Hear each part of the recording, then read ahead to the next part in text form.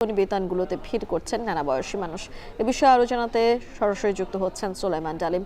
ডালিম, গরম কাপড়ের দাম কেমন দেখছেন এবং বেচাকেনা কেমন হচ্ছে?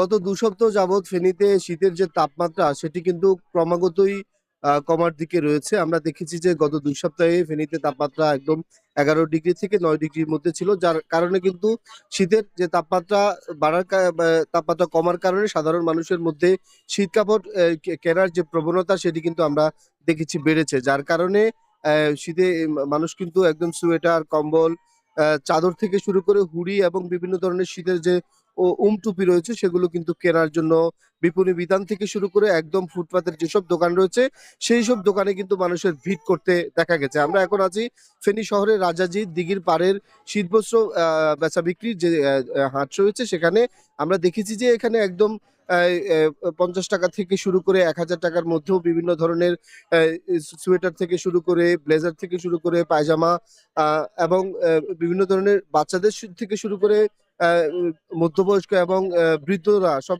ধরনের ক্রেতাই কিন্তু এইসব এই যে হাট রয়েছে এখানে এসছেন এবং তাদের যে পছন্দের পণ্যগুলো এখান থেকে কিন্তু কিনে নিয়ে যাচ্ছেন।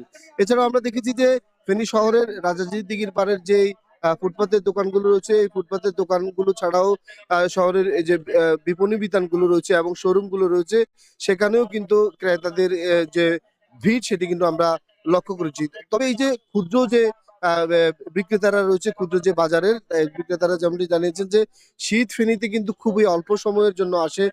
বিশেষ করে গত ২০ থেকে ২৫ দিন শীত ছিল যার কারণে কিন্তু ক্রেতাদের কিন্তু ভিড় ছিল। সেই ভিড় থাকার কারণে কিন্তু তাদের যে বিকিকিনি সেটিও কিন্তু বেড়েছিল। এই যে বিশেষ করে গতকালকে থেকে ফেনীতে রোদ কিছুটা ওঠার কারণে কিন্তু দোকানগুলোতে যে ভিড় সেটিও কিছুটা কমেছে এবং বেচা বিক্রিও কিছুটা কমেছে। তবে ক্রেতারা যেমনটি বলছেন যে অন্যান্য বছরের চাইতে এই বছরে ফুটপাত থেকে এবং বিপণী বিতানগুলোতে পণ্যের যে দাম সেটি কিছুটা বেড়েছে অন্যান্য বছরের চাইতে। এই ছিল ফেনীর রাজাজিদি পাট থেকে আমাদের কাছে শীত কাপড় বিকিকিনির খবরের সর্বশেষ। ফেনী থেকে সরাসরি যুক্ত হয়েছিলেন সহকর্মী সোলাইমান ডালিম।